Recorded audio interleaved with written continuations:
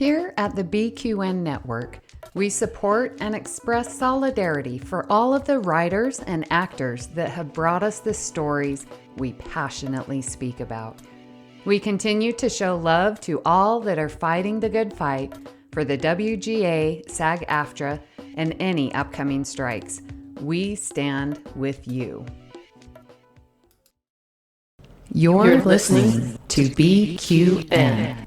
Assimilate the audio.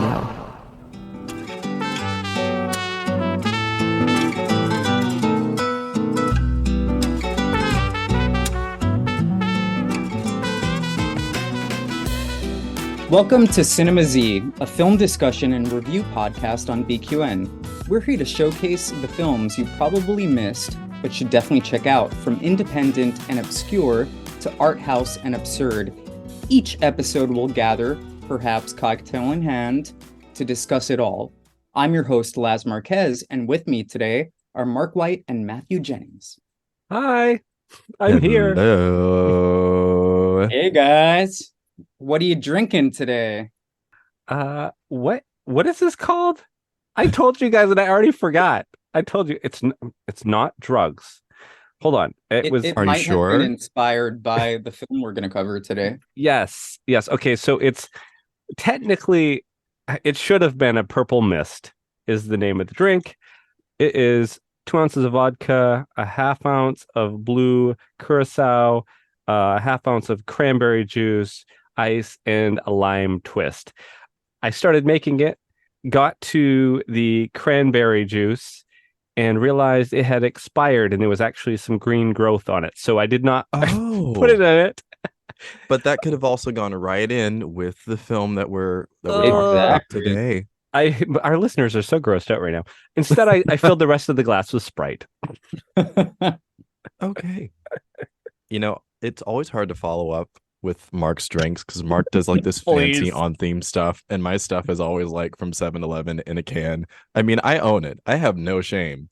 So today, I didn't go to 7-Eleven. I went to Ralph's, which is a grocery store for listeners that have never been to California. So I'm stepping up my game. I'm getting my wine coolers from a grocery store. Girl. And I have a lovely bottled blueberry margarita. Those sound incredible. I am following the theme of nature and my usual H2O, Oh which, my Lord. I don't know, mist might come from. We respect it. It's a theme. It's keeping with the theme. Could be water, could be vodka soda. Don't know. So now that our bodies are lubricated, shall we go into some feedback from some of our fans? Yeah. So we've got some feedback from one of our OG fans, Nelly. Also, thank you, Nelly, for being amazing and supporting the podcast. You can find them over on X through their handle at MEL_MED_LARSON. Melly said, "Love this pod. Mark, Matt, and Laz are the real ones." Oh my gosh, thank you.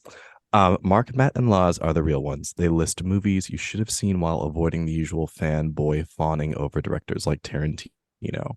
Accurate. Thank you. Applause. We love you, Melly. Instead, we fanboy about the shirtless men in movies. We do.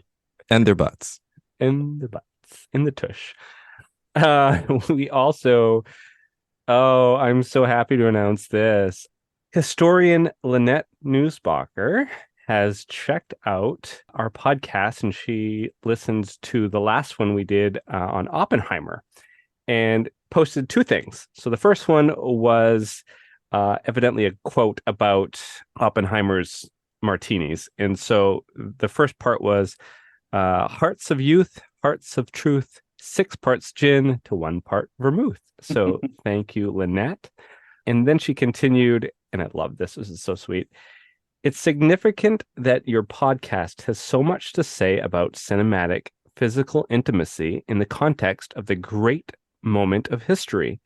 The film is about the great and petty lives of 2 great and petty men.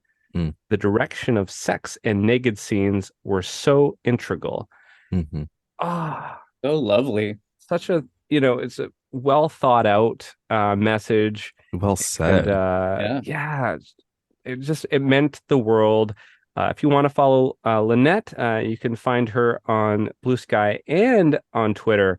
Just search for her name, Lynette Nussbacher. And again, she's a historian. She has a few shows. She's kind of a big deal. And I was so thrilled to see that she actually listened to our little pod and commented. So thanks, Lynette. You're amazing.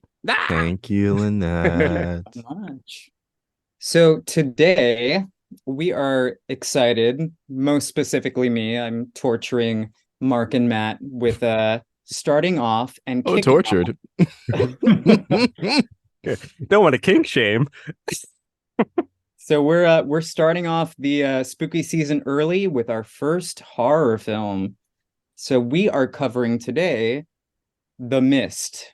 The Mist, also known as Stephen King's The Mist, is a 2007 American science fiction horror film based on the 1980 novella The Mist by Stephen King. The film was written and directed by Frank Darabont. And what happens in this film? After a powerful storm damages their main home, David Drayton, portrayed by Thomas Jane, and his young son head into town to gather food and supplies. Soon afterward, a thick fog rolls in and engulfs the town, trapping the Draytons and many others in the grocery store. Terror mounts as deadly creatures reveal themselves outside, but that may be nothing compared to the threat within, where a zealot, played by Marcia Gay Harden, calls for a sacrifice. Oh my word. Let me tell you, Miss Harden, she did the thing. I'll say more later, but oh yeah, me too. Did the thing. She did the thing.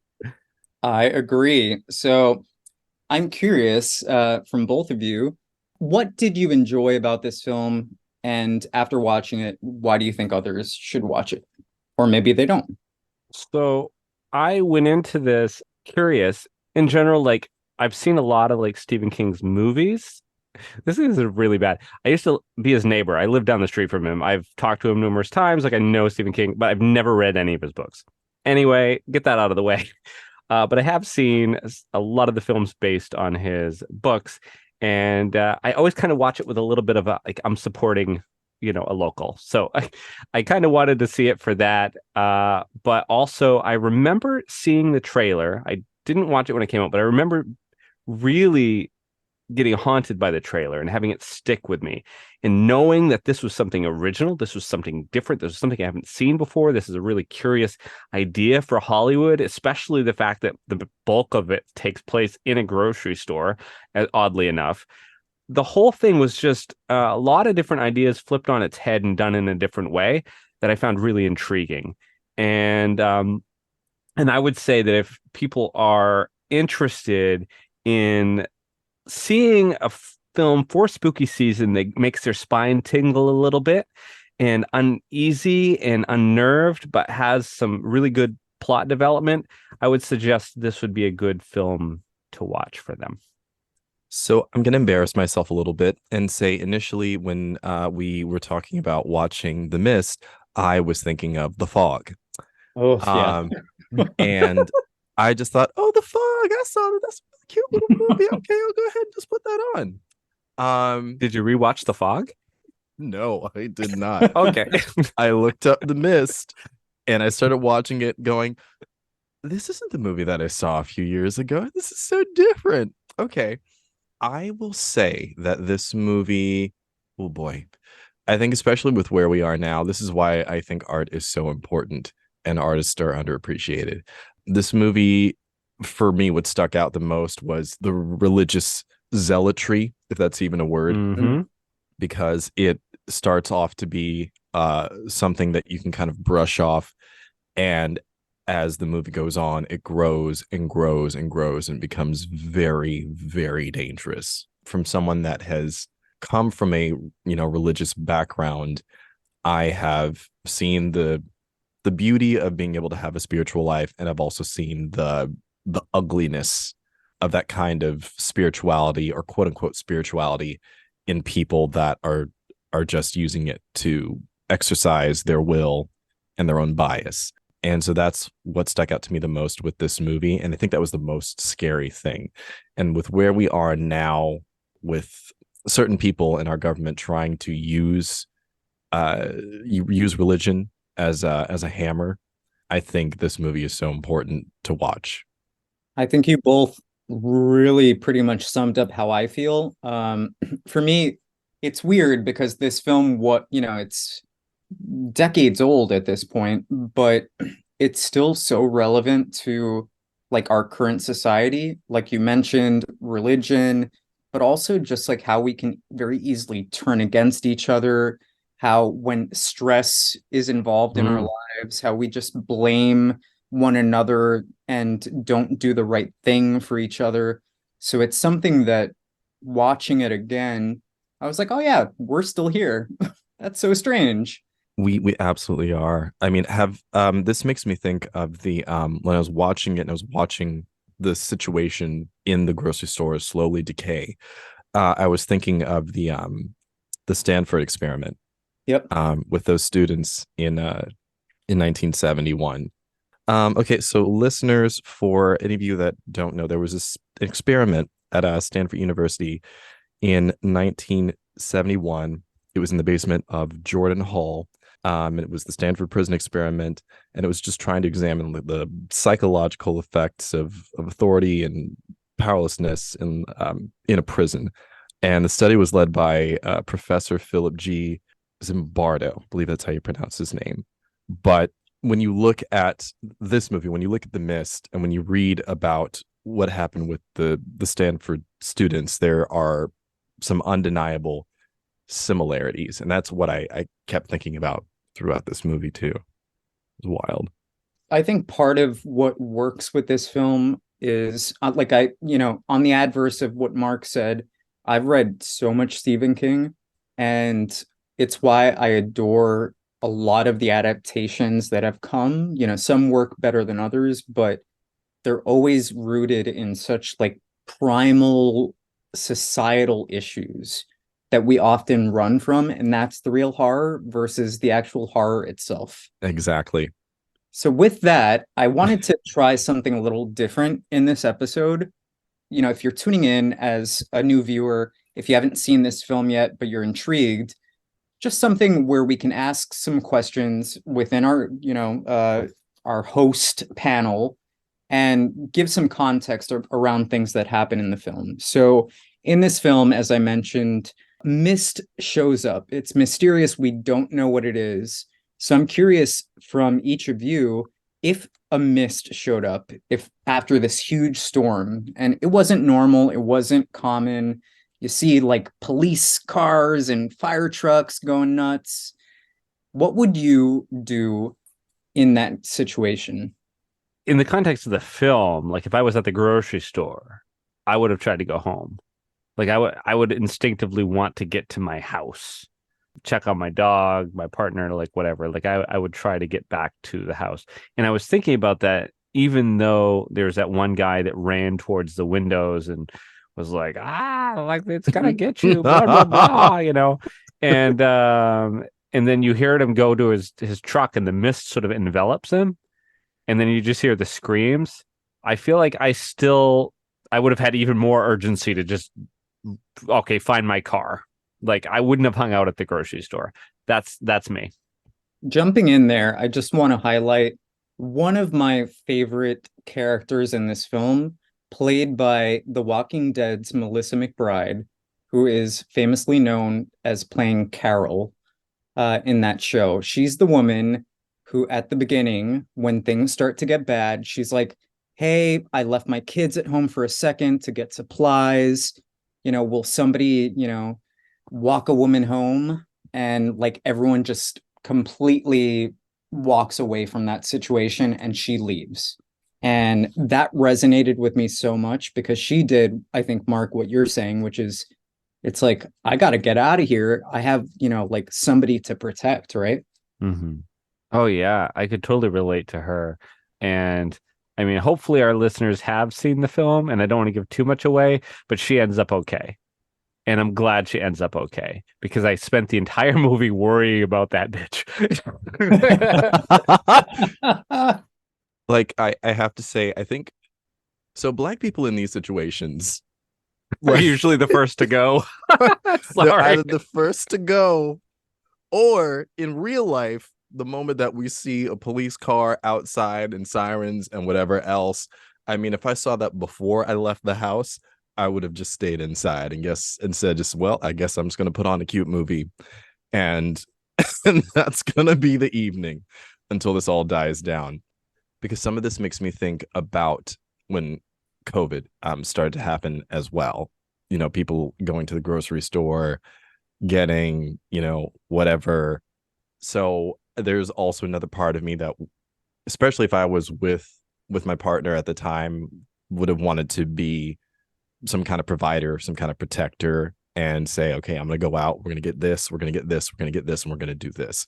So there was this instinct of me to be a protector of what I have, and self-preservation. What did you think of the response of, there was, sorry, I don't remember the name of the character, but the one black guy that was in the film was very hesitant to believe the other characters when they were saying that there was something in the mist. And what did you think about his story arc, or that character in particular? By the way, his character's name is Brent Norton, and he's played by Andre Brower. I think, because I'm thinking about it from a real life perspective, he was the one person of color for the most part in this town. And thinking about it was realistic. There we go. From what he's probably seen and been exposed to, I can't blame him for having that kind of reaction. I would probably have that reaction to, I am the one person of color here around the rest of these white folks. I'm like, these white folks are so crazy. Let me just go on and get my milk and go home. Mm-hmm. So I think coming from it from that perspective, I don't know if there was any other way that he was going to react to that situation. I don't know. Well, I think part of it as well was that he was acting almost as the audience, like, this stuff would never happen in real life. Yeah. He was very much like the straight man in the film. Yes, you're absolutely right. That's what it is. Whereas everyone else, I think, was a little more accepting of, supernatural going-ons. So I'm curious as well. I think we've kind of mentioned some characters we like, but I'm kind of going to open up the forum to see if you guys want to highlight anyone else. I am going to highlight Marcia Gay Harden. Did I say her name right? I think it's Marcia Gay Harden. Marcia Gay Harden. Her performance was so haunting and so spot on. I hated her. I hated her very much.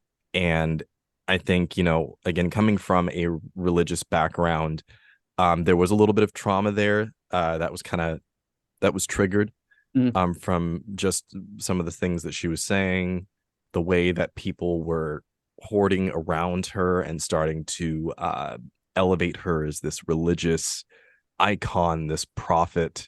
It was all a little uncomfortable to watch. And, again, being someone that had to find their own spirituality on their own time, to see people just mindlessly flock to this person was wild, but it was so accurate.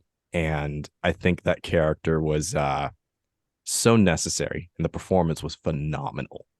I think there's something to be said as well about, there's a difference between having faith or believing in something. If anyone who's listening to this believes in a religion, right, as long as it's healthily part of their life and how they interact with others, I fully support it. But I think with Miss Carmody, the issue there was she wasn't a base good person. Very early on, we see her, even before she rises in power, quote unquote, within the situation, there's this sense that she just doesn't care about other people, like truly. And I think when you weaponize religion, that's where issues begin to happen. I would say that's reminiscent of what a lot of people's issues with the police are, because the people that usually go into these fields are people that may have been treated poorly in the past and might be turning to some sort of vindictive nature where, oh, I'm going to show them now, and I've got my badge and I've got my gun.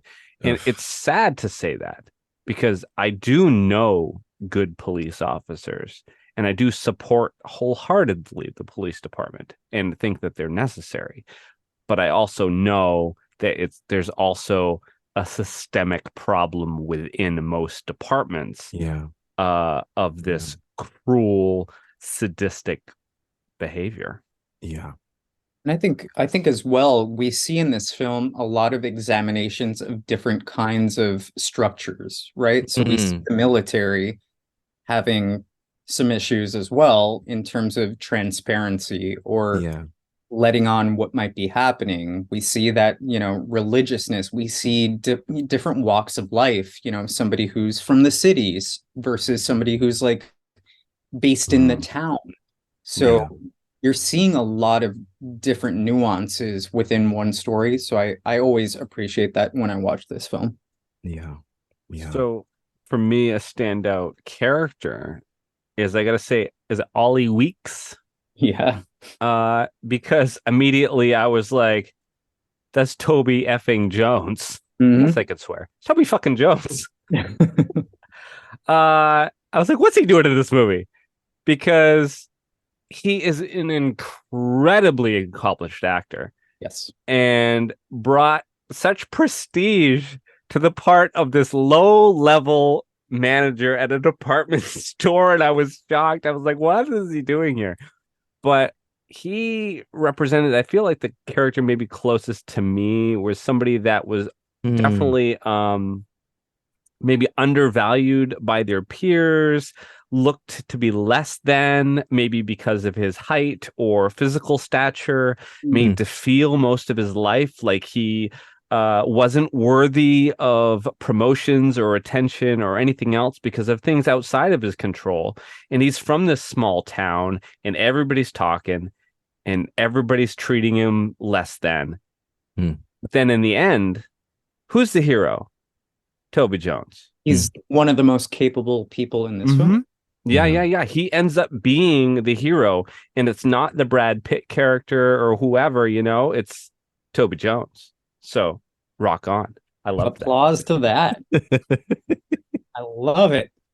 So I think we covered some of the other questions I had. So viewers, are you prepared for us to perhaps act out some of our favorite scenes or favorite moments from this film? I think you might be.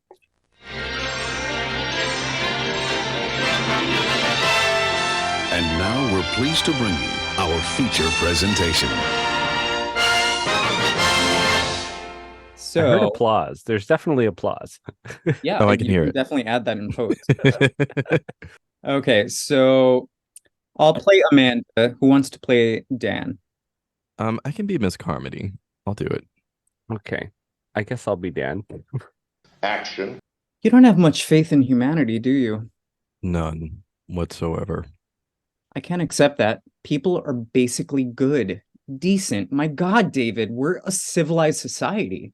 Sure, as long as the machines are working and you can dial 911, but you take those things away, you throw people in the dark, and you scare the shit out of them. No rules. Cut. Okay, so next scene. Action. I just want you to know that it's okay being scared. And well, if you need a friend, someone to talk to. I have a friend, God up above. I talk to him every day. Don't condescend to me. I'm sorry? Not ever. You don't mock me. That's not what I was doing. I'll tell you what. The day I feel like I need a friend like you, I'll just have myself a little squat and shit one out. Cut. So, folks, we can see Miss Carmody. Oh, and this is before any crazy shit happens. She's going after people. Oof. That was such a great scene. It was haunting. I was like, oh wow, she's cold. She sure is. Yeah. And I'm telling you, it is sometimes it's those people that they claim to be the most religious, the most whatever. I worked with someone on the job that is one of the meanest human beings I've ever met in my life. And she literally she said that there was a battle going on between the light and the dark. And she was talking about the Republicans and the Democrats. Oh my Lord. It was like You've mentioned her before on this podcast. Yes. What episode was that? I can't remember now. I don't Maybe know it was what the first one, but she said it's Yes. a battle between the light and the dark. So I say all that to say there are many Miss Carmodys out there. They're out there. Can we make your coworker like a recurring character that just pops in like our episodes? Oh, I'm writing She was stuff the down. tax lady in the first one. That's right. I'm writing stuff down. You should There's make a Twitter or a BlueSky account just for her comments. Something's coming. She's going to make me a lot of money one day. And at the end of her life, she's going to know it was me. We'll just keep calling her Mrs. Carmody. Mrs. Carmody. Yes, that's it. That's it. Miss Carmody from now on. Miss Carmody. Your coworker is so versatile. Like she could be anybody. Oh my Lord. Not as verse as Matt, I guarantee it. That is personal information that is on my Grindr profile. Viewers. Oh my God, it almost came out my nose. That burns. Well, Heard. So, moving on to what would you change about this film and what would it be and how? Personally, I'll get mine out of the way because it's simple for me. I chose the film. Personally, I wouldn't change a thing. I think in general, the script is like really tight and examines a lot of themes that we've been speaking about. And I love those kind of narratives. A lot of times I think people look at me and my love for darker films or horror as a sign of me just being like a creepy person who likes to see people get killed, when in fact, like, I'm not rooting for a killer. I don't like Michael Myers. I don't like Freddy Krueger. I like the survivors.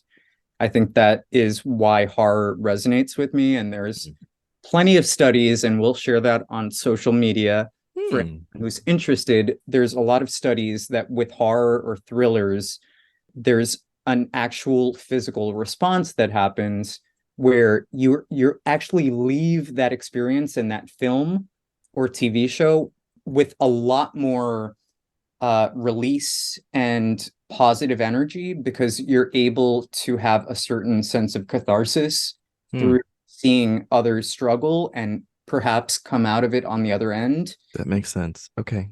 So it's almost like going to therapy, but you're seeing, I don't know, perhaps dark themes and people sometimes getting murdered. Casually, like you do on a Friday, you know. Other than that, I would say Thomas Jane, I'm not sure he's the right person to be the male lead of this. I think some of the casting works enough for me, but I think it could have, in other circumstances and other actors or actresses, elevated the piece even more. I can't think of anything that I would change. I mean, but okay, so I can think of one thing that I would change, but this is a personal thing, so I don't know if this is even valid. I don't want to kink shame.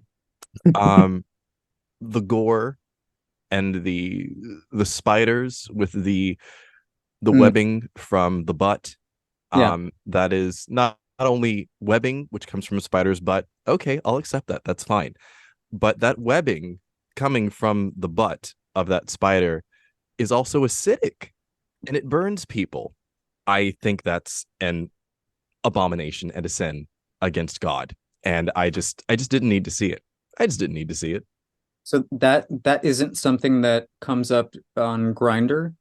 No, it's not my kink. Yeah, okay. Again, don't want to kink shame. Hey, if you like webbing coming from the butt and having it be acidic, you do you, have at it. It's just not for me. You heard it here first, folks. We support butt webbing and acidity with that webbing. Yes, Shaming you. we We're stand. not kink shaming. How about you, Mark? I don't know. I enjoyed the cast. I was surprised, I guess, to see so many really great character actors in this. We've named a few already. I don't know. I feel like maybe it's because the genre itself isn't my genre, that maybe to me it felt a little long in the tooth. Like it could have been shrunk a little bit. There's some stuff that could have been tightened maybe a little bit. But with that said, maybe we would have lost out on some of the great character development that we got at the beginning. So for me, it did feel a little long, but it could just be because I'm just not into the horror genre that much. But I did appreciate, and this is actually something I did appreciate, that the characters got developed so well in the beginning, which doesn't, I feel like, happen in a lot of any type of movie. I feel like that's my critique for a lot of modern films, is that, okay, we're throwing in these characters, we're throwing in these scenarios, but we don't know who they are, we're not really emotionally vested, and here's a movie that went out of its way to do that. So I appreciate it, but also I feel like areas could have been tightened, where it could have been a little bit shorter. That totally makes sense. So with that, shall we go into our standouts? Matt, would you like to kick us off? Yes. So I'm just gonna go back to Miss Harden. She did the thing. She scared the hell out of me in so many ways. I have to give it to her. I also think her work is just not appreciated enough, and I feel like we don't see enough of her in film and television. She was great, and we need to see more of her. For sure. How about you, Mark? Well, I thought she was fantastic as well, and also Toby, but you guys already know that. Anyway, I will say I liked the way that I got scared in this film. And I think that these have to be directorial choices here. Like the part of the film where that one guy heads out and they tie the rope to him. Then all of a sudden they're pulling it back and there's just all this blood.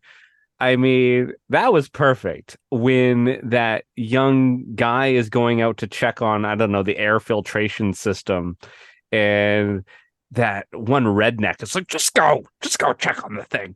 And the kid like goes out from under the what is it, the doors, the back store doors. twink, or produce twink. We'll call him produce twink.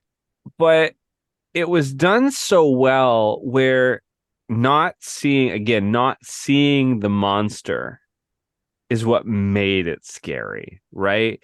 And there wasn't a lot of noise in this film. Like when I think of this film, I don't think of like the soundtrack, I think of the sounds more than the soundtrack. I think of the sounds of the machine malfunctioning in the back of the grocery store. I think of the sound of them pulling the rope and his hands getting burned as the rope is getting yanked and the blood and stuff then. But it's these sounds that sort of ground the whole piece in reality. And so anyway, I appreciate, I guess, the director, some of the choices that he made, I feel like made it more scary than I think in somebody in less capable hands. Yeah.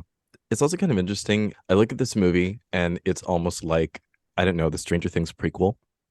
Like, especially when they talk about how, these beings came from another dimension, and I was like, Stranger Things.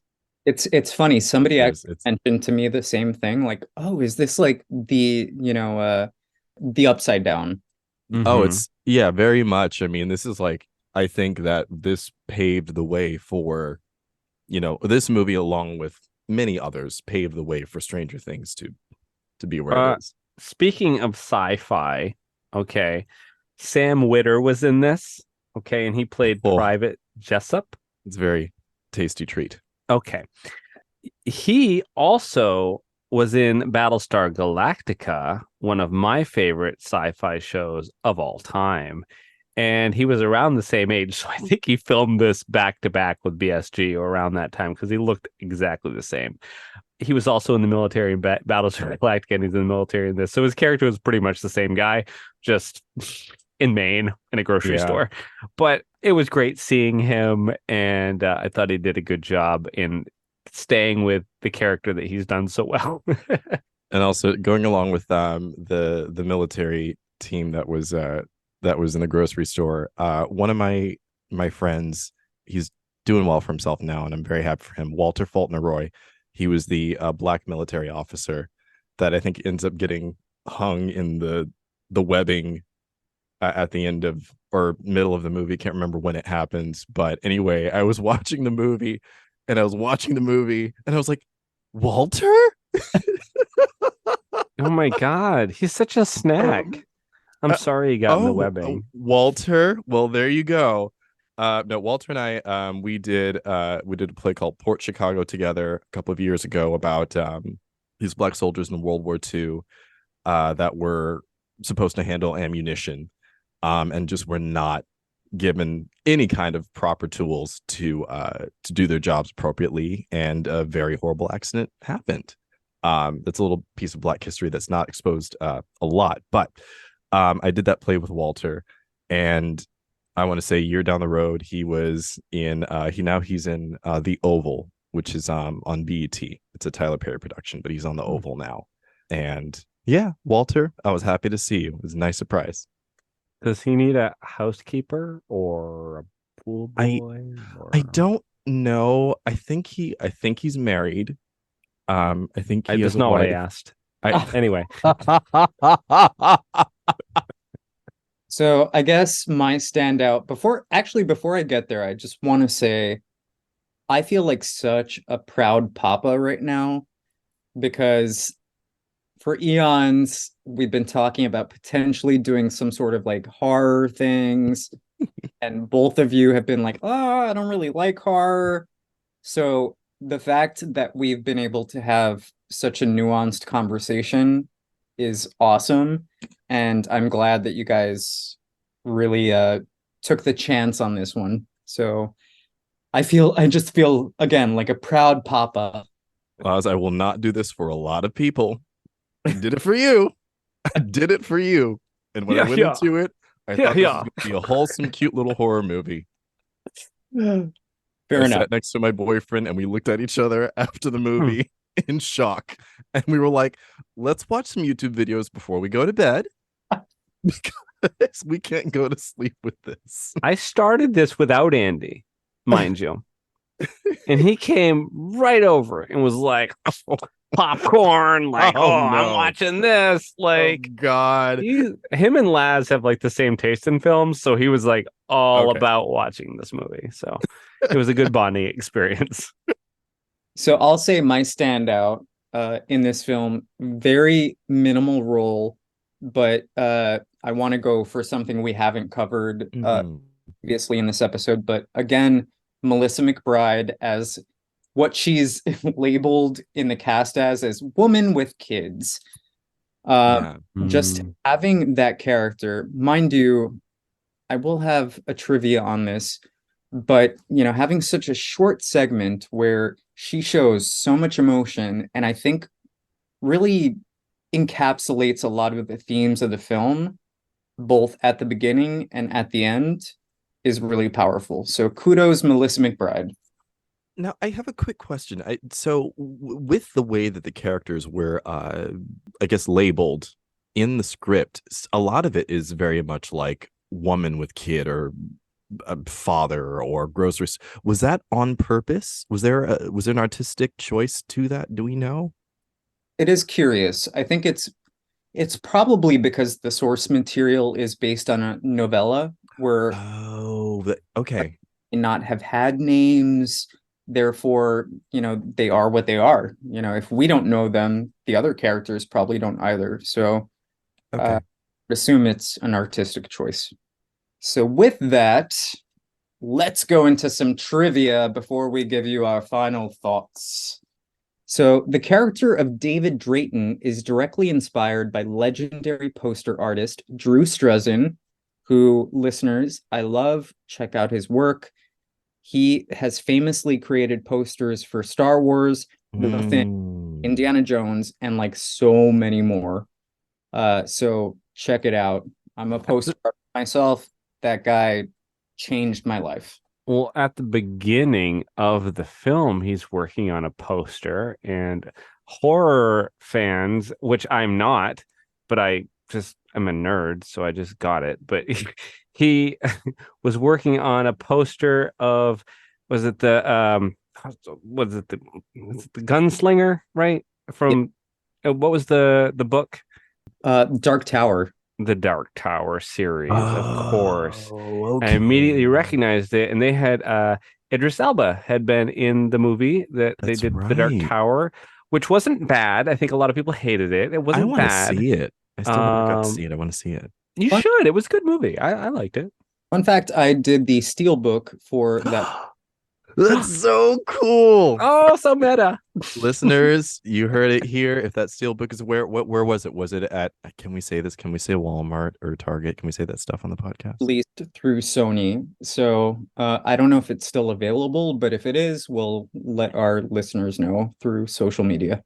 I'm sure it's out there on eBay somewhere, at least if it's not in print anymore. That would be really amazing for people to get it. Yes. That's all. Yeah. Yeah.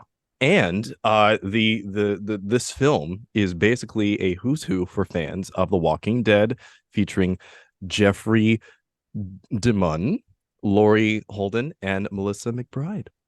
I also love The Walking Dead, so viewers, let us know what you think about that. Stephen King says that he was genuinely frightened by this adaptation of his novella. Frank Darabont described that as the happiest moment of his career. Okay. So, the movie scared Stephen King, so I'd say it's pretty good. That's how I feel. I feel like if Stephen King was scared, I feel validated now even more. Okay. So Stephen King got the idea for the source novel when he was in a Maine market. When he noticed the front window was made of plate glass, he wondered what would happen if giant insects flew into it. See, this is how we know that Stephen King just has a unique mind. Like artists, sometimes some artists just have very specific things going on out there and you never know. I personally would never think to myself, well, you know what? What if right now while I'm at the Piggly Wiggly, a giant spider with acidic webbing coming from its butt just walks in to the door? I wouldn't be thinking about that. Stephen King does. Some people are just gifted that way. It's northern Maine, so it was probably the Hannaford or Shaw's. Is that the name of the grocery stores? Hannaford. If you're from Maine, you pronounce it like that. It's Hannaford, but it's Hannaford. Why is it they want you to say a line from Pet Sematary from Judd Crandall? Better. I can't do a Maine accent. My dad, when I'm FaceTiming with my dad, people just come from other rooms to see who's talking because it is so insanely thick of an accent. It's like a spoof of a Maine accent, but that's my dad's accent. Wow. Yeah. Okay. And I went to broadcasting school, so any kind of accent I had got whipped out of me. It's slowly come back a little bit here and there, but a lot of it got nipped in the butt. This is the third film that Frank Darabont has adapted from Stephen King's work. The other two are The Shawshank Redemption and The Green Mile. Both amazing. Mm-hmm. And who would think, just off the top of their head, that Stephen King wrote The Shawshank Redemption or Green Mile? Or Green Mile. Yeah. I love those films. But I don't know Frank Darabont. I didn't even recognize his name at all, but he's made both those movies. And I'm like, oh, they're fantastic movies. But anyway, Frank Darabont agreed to make the film with Dimension only under the condition that no matter what, they wouldn't change the scripted ending. And they agreed. Oh, man. I forgot I was going to rewrite that. Because if I had to rewrite, that ending was no. Too much. No, I disagree with the ending. They should have changed it. They should have forced a change so it wasn't so bleak. You know, it's funny. I expected you to mention this earlier, so I didn't include it in this trivia. But Stephen King has gone on record many times saying if he could rewrite his own story, he would actually end it the way the film ended. How did it end in the book? Not like that. Oh, I'm so curious now. How did it, dare I ask, was it more optimistic than the way that anything would have been more optimistic than that. Perhaps I've read it, but I encourage, especially now, that people go out and support writers of any kind and read before they ban everything. That's true. It's funny, the amount of movies made from Stephen King books, but also short stories and novellas, because Secret Garden, Secret Window was turned into a movie, Secret Window, starring Johnny Depp, and it's one of my favorite spooky films. And I used to quote it with my best friend all the time. And it was also just a short story. They get extrapolated on and turned into a film, and it's really, really good. So I encourage our listeners, if you're looking for Halloween stuff, that's another good one. And yet again, I'm surprised and so proud. We're giving so many recommendations for horror stuff. These boys have lied to you. Oh, no. So let's give some final thoughts. Oh, I was going to throw in one last little bit of trivia. This is Trekkie trivia. For any... Here it comes. I thought we would make a whole episode. Nope. Sorry, I can't help it. All right, so we've got for any Deep Space Nine fans, any fans of Section 31 itself, we've got the great William Sadler, who played Sloane in Deep Space Nine. What's he doing in this movie? 31. Oh, he played Jim. He played Jim in The Mist. Oh, he was also Death in the Bill and Ted movies. Well, William works, and William hops universes, and he hopped from, maybe he came to Maine in The Mist from the wormhole. Section 31 works in mysterious ways. We could literally do an entire episode of Trek actors and actresses that have appeared in horror. Oh my God. Absolutely. 100. Just saying. Mel Larson's been pushing for that for a while. She's not even into Trek. She just keeps bringing it up. She's like, you guys should talk about Trek more. I mean, she's Patrick not even Stewart into Trek. Patrick Stewart was in one, wasn't he? I also did a steelbook for. There we go. Also, if that's not in print anymore, let's find it on eBay. Wait. What was the movie? Sorry. Force. One word. Oh, I thought you were talking about, there was one that was the green something or whatever, and he did that with the guy that played Chekhov in the new movies. And that was his last film before he died. That was awesome. And the two of them were together, and it was a horror film. Trivia! I didn't see that one, but that was, I saw the trailer, and that was freaking scary. A great film. He does amazing. Life Force. It's not a great movie, but if you're young, he's honest. As anything, he's honest. Just saying. I know I worked on it, but no. So let's give our final thoughts. I'm thinking, considering that Mrs. Carmody decides to drink milk a lot during this film, the bottle, can give glasses of Mrs. Carmody's milk to rate this film. All right. So I'm going to preface this with listeners know that spooky films isn't really my genre. So there's that. That does affect the ranking just because it's not usually my cup of tea.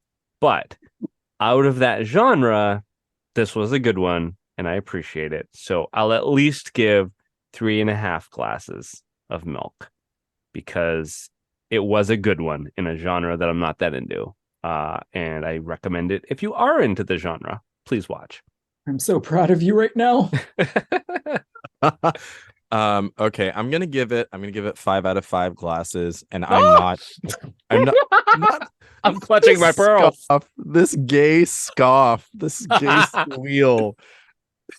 Sorry, listen. Girl, you haven't given anything 5, even your own films. No, okay, so here's, you know what it is? It is because it scared me so much, but it didn't scare me for the reasons that a horror film would normally scare me. Oh, good. It scared me because of all the stuff that was happening inside of the grocery store that is way too accurate to what is happening today. And for the love of God, people, vote. I'm telling you right now, people, please vote. Anyway, I give this movie a 5 out of 5 in terms of milk, because it scared me in the way that I think I'm not normally scared in horror films. I was scared of the people and not of the creatures. So I give it 5 out of 5. I'm about to start crying. I don't understand what's happening in this episode. I feel like very verklempt. I would give The Mist, I would give it 4.5 out of 5 glasses of Mrs. Carmody's milk. I think that it is, I know it's gross. Just the name, Mrs. Carmody's milk. Ugh. Oh. Listeners, Matt just sorry. the most disgusted face. Hilarious. I can't even keep it together. But Mrs. Carmody's sour milk. Oh God. Okay. The sound. I give it 4.5 out of 5.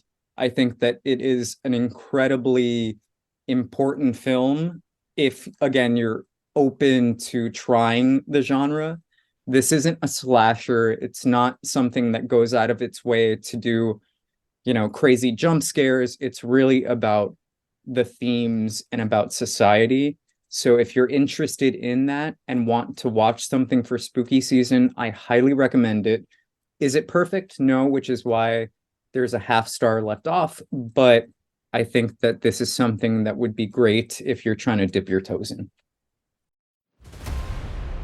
What shows are on BQN, you ask? Well, here's a rundown of some podcasts you might be interested in. All Good Things, a Star Trek Universe podcast covering all of Trek, hosted by Amy, Mark, Christos, and Kelvin. Bargain Bin Gamer, a YouTube show hosted by Davey, a self-proclaimed gamer who specializes in reviewing and showcasing affordable video games. If you're lost in the Delta Quadrant, check out The Captain's Couch, a Star Trek Voyager podcast hosted by Jeremiah sitting on Janeway's Ready Room couch. Cinema Z, a film discussion and review podcast showcasing films you probably missed but should definitely check out, hosted by Mark, Matt, and Laz. Beam Aboard the Galaxy Class, a Star Trek Next Generation podcast covering all of TNG, hosted by Amy, Joe, Rhea, and Kevin. History with the Szilagys, a snippet of historical events from around the world, hosted by Chrissie and Jason. For the newest Trek coverage, check out Infinite Diversity, hosted by Chrissie and Thad. Test your Trek knowledge with Treksperts Quiz, a Star Trek quiz show hosted and written by Davey. Union Federation, covering all things Star Trek and the Orville, which we all know is really a Star Trek show, hosted by Kyle, Kevin, Amy, and Haley. Spill the Tea with What's the Tea, Bev, a Trek current events and fan interview show hosted by Christos. And for our Patreon members, we have The Hive Mind, BQN's monthly roundtable discussion with hosts and listeners. It's Green, a cornucopia of topics hosted by Mark, and Amy's Math Moments, a quick look at math moments in Star Trek, hosted by Amy. We know you have a choice of podcasts to choose from, and we thank you for listening to BQN. Assimilate the audio. Well, listeners, next week, we are going to mix it up a little bit. We're going to have a little tossed salad here. We're not going to kink shame of your podcast, where we are going to be hopefully joined by representatives from the Fandom Podcast Network, Trek FM, and BQN. All of the movie pods in our community, we are inviting representatives from each of the pods to come on to BQN to discuss cinema. So it's going to be the first non-movie review pod that we're doing, where we are just getting a bunch of film nerds together to discuss film and have a good time with some cocktails. And hopefully you guys enjoy the discussion, because I know we are going to have a lot of fun. We would love to hear what you thought of today's episode, and we hope you'll join our Facebook group, the BQN Collective, to continue our discussion there. You can also send your thoughts to @CinemaZPod on Twitter and BlueSky, and let us know if you'd like to recommend a film. Please follow the network on Twitter, BlueSky, and Instagram. Our handle is @BQN Podcasts. So, Mark, where can people find you when you're not seeing a lady home? Oh, well, I would. I totally would. I would. I'd do that. I'd walk through that mist. Fuck it. Anyway, how many F-bombs did I drop this episode? This is the first. I usually don't. But we have an explicit rating. Why not use it? Anyway, when I'm not doing that, you guys can find me on All Good Things, this Star Trek podcast that I don't swear on.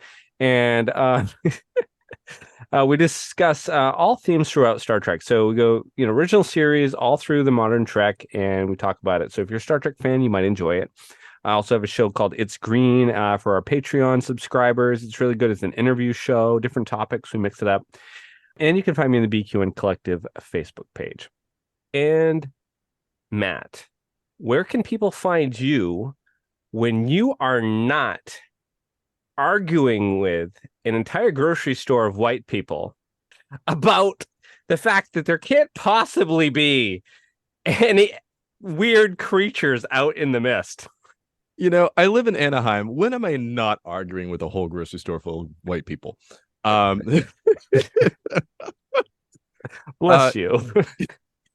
You can find me on Instagram @1701BLERD. You can also find me on TikTok through that Instagram handle as well. And I think you can also find me on BlueSky on 1701BLERD. So drop in, say hi, say something. And Laz, where can people find you when you are not shooting acidic webbing from your anus? That's a really good question. It happens accidentally all the time. Oh, gee. Oh, gosh. So sorry, listeners. You can find me on Twitter, BlueSky, Instagram, and Threads @Laz Marquez, LAZMARQUEZ. You can also find my work within posters and artwork for entertainment at www.lazmarquez.com. So please hit the subscribe button on Apple Podcasts or wherever you get your podcasts and leave us a star rating and written review. That helps others to find the show. You can also follow the entire network's podcasts with our master feed by searching BQN. At this time, we would like to thank our associate producer, Amy Nelson. We love you, Amy.